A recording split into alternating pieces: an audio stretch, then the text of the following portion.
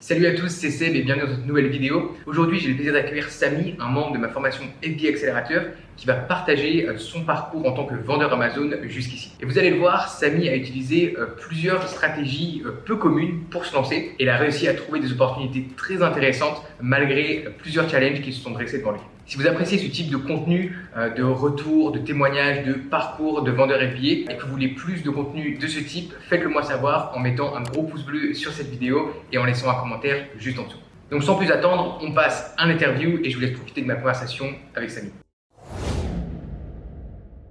Donc bienvenue Samy et merci de passer sur la chaîne. Tu avais pris la formation il y a quelques temps, tu t'es lancé sur Amazon et aujourd'hui justement, je voudrais revenir un petit peu sur ton parcours, sur tes impressions, sur toute cette aventure Amazon FBA pour le moment. Donc vas-y, je vais commencer. Tu peux commencer déjà par te présenter et nous dire un petit peu ton parcours, ton background. Du coup, je m'appelle Samy, enchanté tout le monde qui va regarder cette vidéo.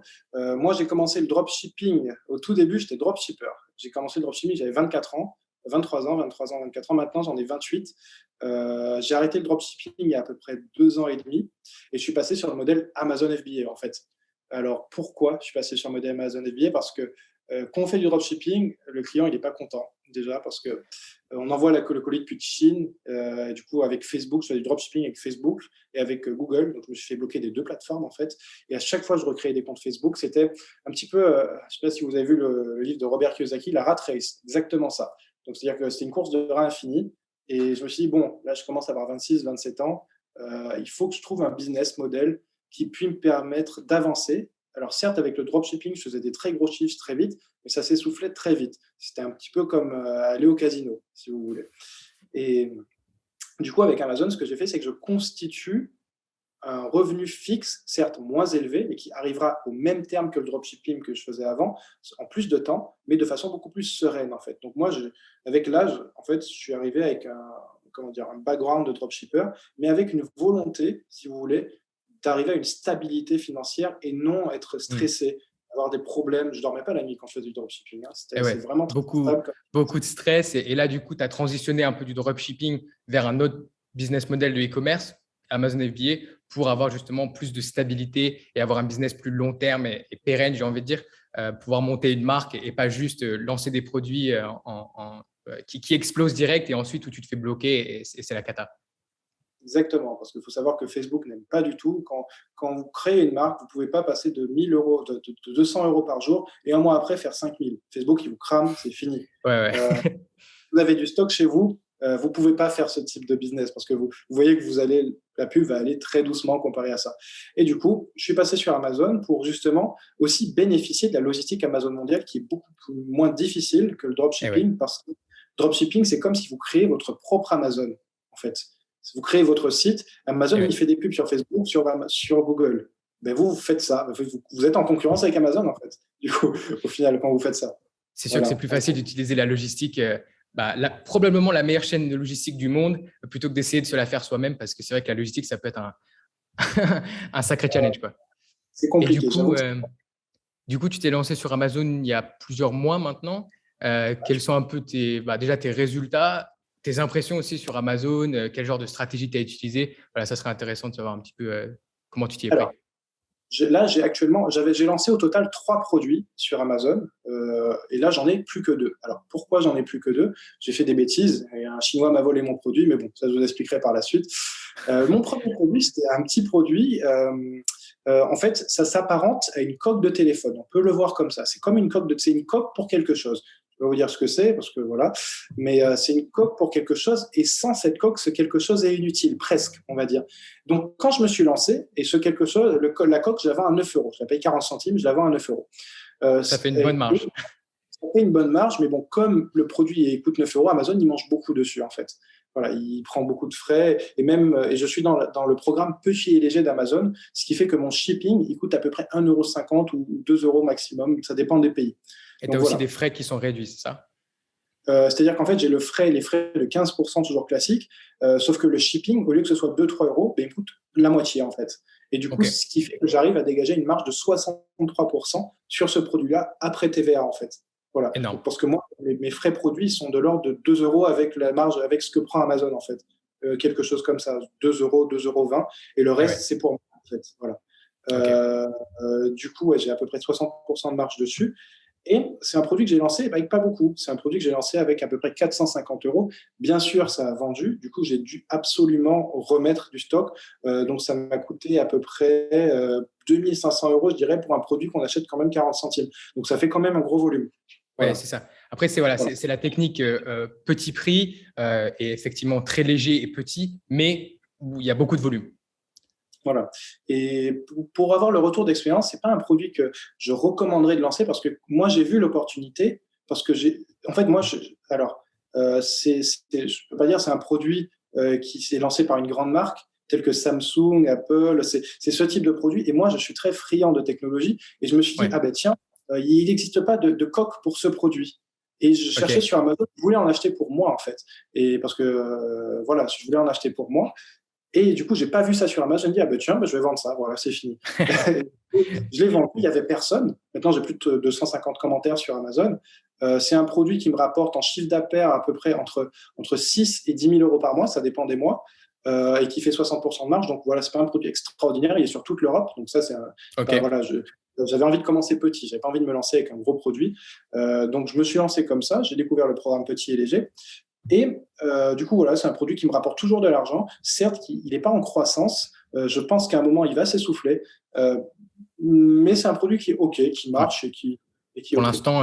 Pour l'instant, c'est plutôt un bon produit qui te rapporte du cash, qui est super rentable quand même, parce que c'est quand même assez rare d'avoir des marges de 50 ou 60%. Et c'est un produit qui te demande peu de maintenance au final aujourd'hui. Voilà, donc c'est un produit qui me demande pratiquement aucune maintenance, hein, je ne vais pas te mentir. Ok. Ok. La dernière fois que j'ai modifié les pubs, c'était en janvier, février, par là, quoi. D'accord. Donc Donc, c'est vraiment un produit qui tourne oui, un peu seul, quoi. Donc, il tourne un peu tout OK. seul. Et voilà, en fait, le fait que j'ai beaucoup de reviews, 250 reviews, c'est un produit qui a 7 variations. Du coup, c'est OK. Hmm. Pour moi, c'est un produit qui est OK.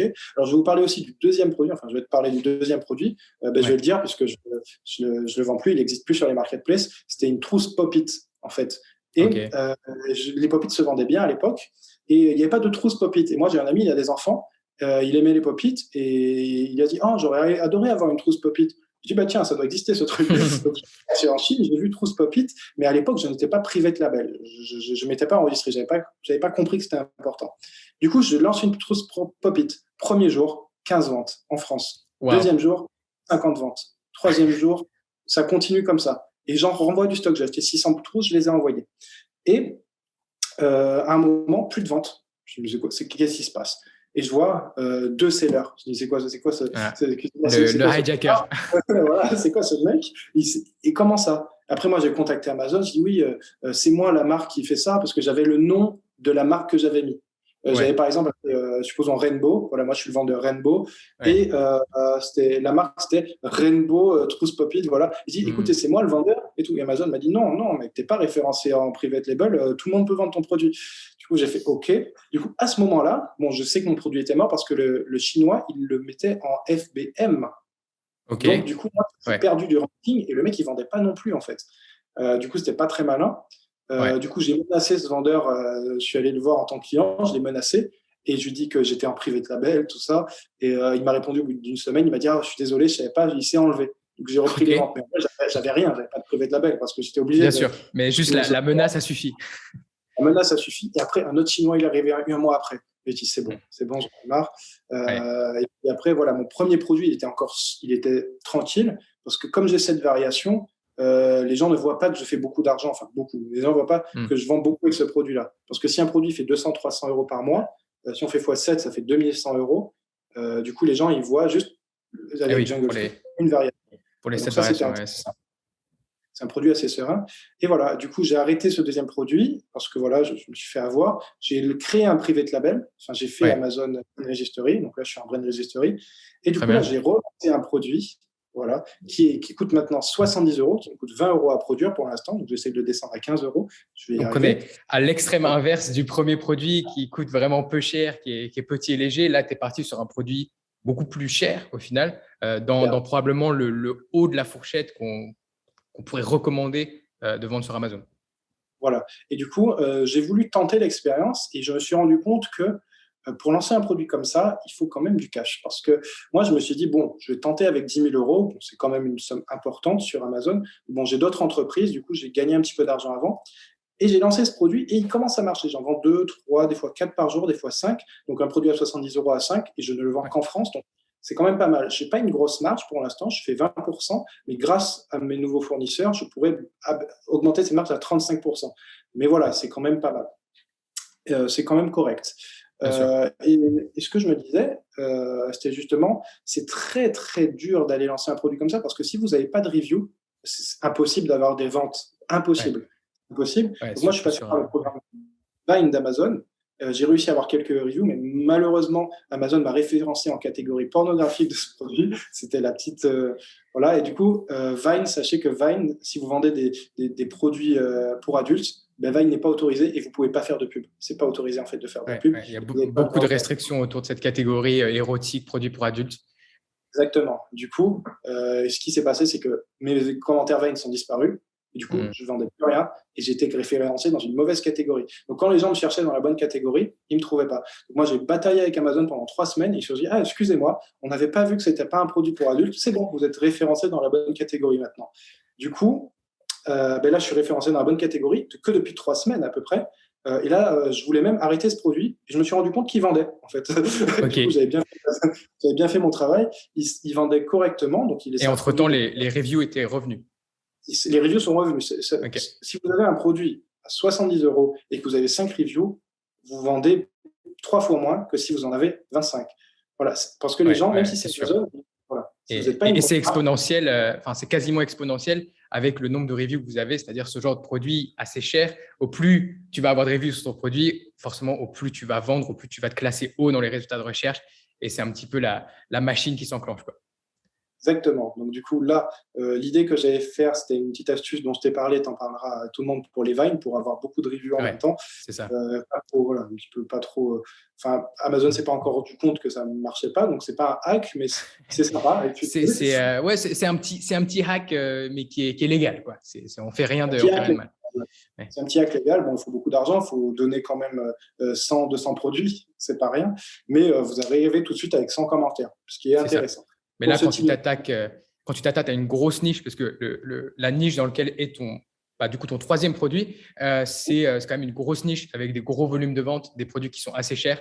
Donc, dans ce genre de niche, évidemment, il faut arriver avec plus de cash, il faut faire des lancements qui sont plus solides, donner plus d'unités, que ce soit sur Vine ou d'une autre manière, justement pour non seulement avoir cette vélocité des ventes, mais aussi justement obtenir ces avis. Exactement. Du coup, donc là, ça fait quand même plusieurs mois que tu vends, que tu as testé plusieurs modèles, plusieurs stratégies. Tu as fait un peu un petit produit avec beaucoup de volume. Tu as fait un produit, on va dire, qui était un peu de tendance quand même, tout ce qui était au niveau des pop-it. Bon, voilà, là, tu n'étais pas en private label. Mais tu as vu que au final, en vendant un produit qui était tellement en demande, ça se vendait. Et maintenant, tu es sur ton 3e produit qui est, lui, encore une stratégie différente où là, tu es beaucoup plus sérieux et appliqué, j'ai envie de dire, avec ce produit plus cher, tu investis plus d'argent pour aussi plus de gains potentiels. Si tu regardes un petit peu ton parcours Amazon, FBA, donc ça fait quasiment, ça fait 10 mois, 1 an environ? Alors là, ça fait 7 mois, je crois, 7-8 mois. 7-8 mois. Parce que j'ai re-regardé, en fait, je m'étais inscrit à ta formation, mais j'ai démarré 3 mois après. D'accord. Ouais. Voilà, j'ai fait ta formation à fond. Je l'ai mangé pendant 3 mois. Après, j'ai d'autres entreprises, donc j'ai vraiment pas beaucoup de temps. Je pense qu'en 1 mois et demi, si vraiment on est appliqué, on peut le faire. 1 mois. D'ailleurs, je vois que tu as mis juste derrière. Je ne sais pas si tu as fait exprès, mais c'est tout le graphe de la. Là, oui, comme ça, voilà. Pour ne pas perdre de vue toutes les étapes. Voilà, pour ne pas perdre de vue toutes les étapes. Donc, c'est assez. Alors là, ça fait 8 mois que je suis lancé. Depuis le début, on va dire que je tourne à peu près à. Alors là, en moyenne, je suis à peu près à 10 000 euros de chiffre d'affaires par mois. Voilà. Okay. Le produit qui est à 9 euros, je fais 60% de marge dessus. Je suis en moyenne entre 6 et 15 000 euros par mois. Du coup, ça dépend. Là, par exemple, le mois dernier, je crois que j'ai fait 7 000. Donc, ça m'a fait 4 200 euros de bénéfices pour ce produit le mois dernier. Et là, j'ai lancé le 2e produit il y a aussi 1 mois qui commence à prendre de la valeur. Donc, du coup, le chiffre d'affaires, il est en perpétuelle augmentation. Donc, si on dit les 8 derniers mois, j'ai fait 80 000 euros, mais c'est pas… c'est-à-dire que si on prend 8 mois prochains, ce ne sera pas 80, ce sera peut-être 200 000. Ouais, c'est ça. Donc, en tout cas, c'est ce que tu vises, quoi. Donc, Oui, c'est ouais, c'est ça. Exactement. Et du coup, une petite question. Voilà, avec ton expérience, tes 7 mois d'expérience maintenant sur Amazon, donc tu as quand même vu pas mal de choses. Quel a été, tu penses, le plus gros challenge que tu as dû régler? Alors, le plus gros challenge que j'ai, alors, c'est toujours en fait, il ne faut pas lésigner sur le lancement parce que moi, le premier produit que j'ai lancé, au final, j'ai travaillé, on va dire, pour rien parce qu'il va s'essouffler. C'est qu'une question de temps. Et vu qu'il n'y a pas de private label, moi, le plus gros challenge, pour moi, ça a été vraiment de tout organiser, de tout comprendre et surtout de comprendre comment se différencier des autres. Hmm. Et c'est là qu'est le plus gros travail, au final, de trouver le bon produit. Et après, le deuxième travail, ça va être de mettre en avant ce produit. C'est vrai qu'il y a cette première étape de trouver la niche, une niche intéressante, le produit, mais ensuite, il y a l'étape qui est sans doute la plus importante, c'est de trouver le bon axe de différenciation, d'amélioration, d'avoir vraiment voilà, quelque chose qui va te faire ressortir et qui va faire que les clients vont acheter ton produit. Exactement. C'est-à-dire qu'en fait, ce qui est important, c'est de trouver certes le produit qui est différent, mais de montrer qu'il est différent. Parce C'est que ça. si on fait des mauvaises photos et qu'on est là et que les gens ne comprennent pas, ben, pour les gens, ce n'est pas différent, même si pour vous, ça Absolument. l'est. Absolument. Voilà, C'est ça. sur le produit. Ouais, c'est ça, mais c'est tout un art parce qu'évidemment, il faut quand même être subtil, il faut quand même être. Ouais, Enfin, voilà, en fait, là, c'est vraiment l'aspect marketing, l'aspect vente. Comment est-ce que tu arrives à bien marketer le produit pour montrer les différenciations, la valeur ajoutée. Mais pour ça, il faut aussi que ton produit apporte une réelle valeur parce que tu peux avoir le meilleur marketing du monde. Si ton produit n'est pas bon ou il est dans la mauvaise niche ou il n'est pas amélioré, bah, ça va se voir et puis ça va pas durer longtemps. exactement. C'est-à-dire, ben, comme pour mon premier produit, ben, il n'a rien de bien, c'est juste qu'il a beaucoup de reviews, il vend. Mais à un moment, je sais qu'il va mourir, le produit. C'est inévitable. Pour moi, c'est Ouais, inévitable. ouais. Je fais du stock tant que ça vend, et puis voilà. Mais c'est inévitable. Voilà. Et du coup, voilà, là aujourd'hui, tu es en train de travailler sur ces produits-là, tu as d'autres idées aussi. Concrètement, maintenant, tu as l'air d'avoir vraiment compris le business model et d'apprécier un petit peu ce qui en fait sa puissance et sa beauté, j'ai envie de dire. Donc, à partir de là, quelles sont tes ambitions pour la suite? Alors, pas forcément pour les 10 prochaines années, mais en tout cas pour les prochains mois, pour la prochaine année. C'est quoi que tu as en tête?